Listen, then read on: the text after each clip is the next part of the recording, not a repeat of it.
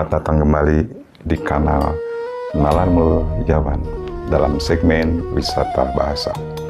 Ruang di mana kita tidak cuma mengeja kata, tapi pelesiran ke dalam makna, sejarah, sosiologi, sampai memotret realitas yang berseliweran di beranda media sosial kita hari ini. Bersama saya, pemandu perjalanan bahasa Anda hari ini. Hari ini kita mau jalan-jalan ke tanah Parahyangan. Masyarakat Sunda itu terkenal punya rasa bahasa yang luar biasa pekat, terutama untuk menggambarkan perilaku manusia.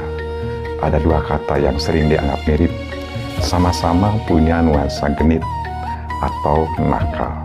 Tapi kalau kita bedah pakai pisau semantik dan sosiologi, bobot dosanya itu beda, jauh. Dua kata itu adalah sunihin dan purunyus. Yuk kita kemas barang kita, mulai wisatanya. Kita datangi destinasi pertama, yakni Sunihin.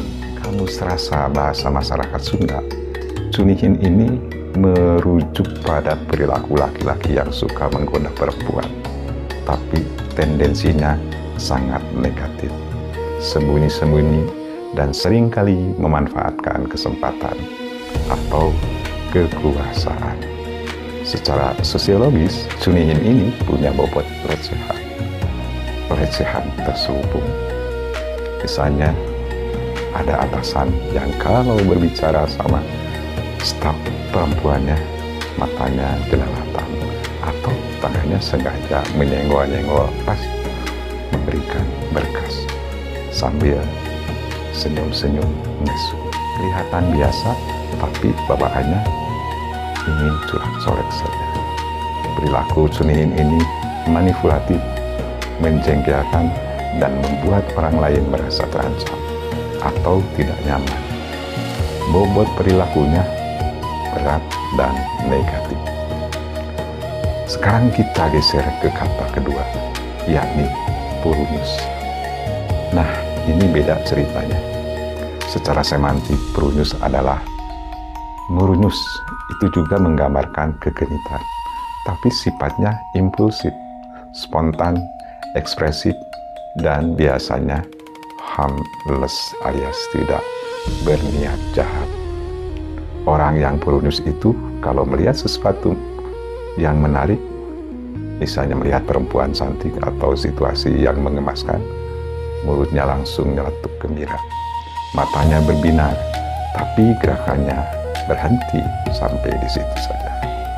Tidak ada motif manipulatif atau niat merugikan orang lain.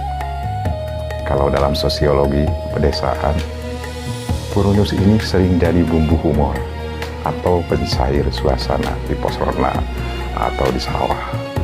Sifatnya bodor atau jenaka.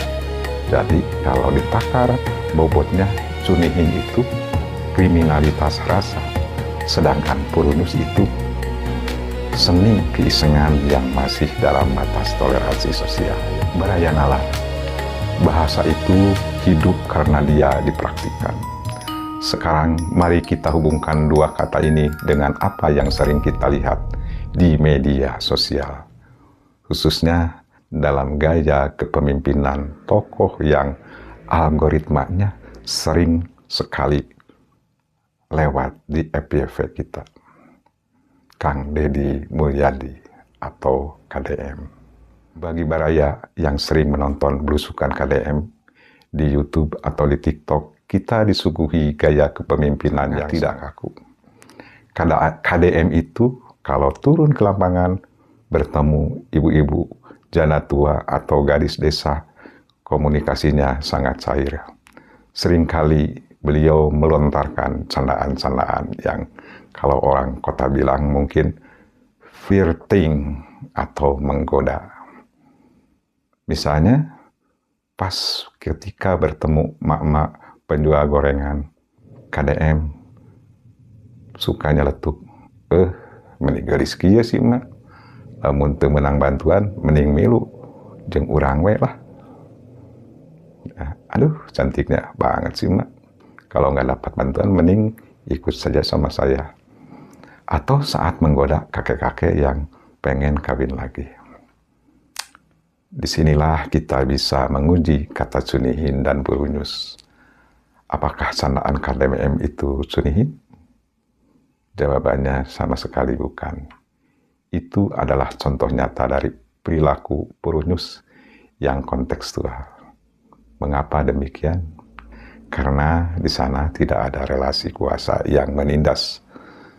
Candaan itu dilemparkan secara terbuka di depan kamera. Tujuannya untuk memecah kecanggungan antara pejabat dan rakyat kecil, agar tidak ada jarak. Rakyat yang digoda pun tidak merasa terancam. Mereka malah tertawa terbahak-bahak, merasa dimanusiakan dan dihargai. Coba bayangkan kalau KDM mendekati warga dengan gaya Cunihin.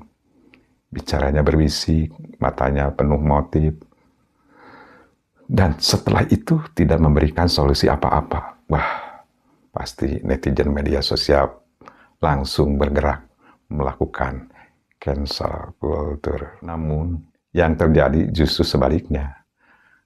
Karakter Purunyus yang jenaka dalam kepemimpinan KDM justru bertransformasi menjadi jembatan empati.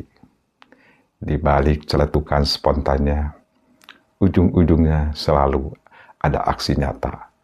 Rumah warga dibedah, utang sembako dilunasi, atau anak mereka dikasih beasiswa. Kegenitan verbal itu berubah menjadi saluran kasih sayang sosial. Jadi, Raya Nalar, dari perjalanan wisata bahasa kita hari ini, kita belajar bahwa satu kata bisa mencerminkan kedalaman moralitas sebuah tindakan.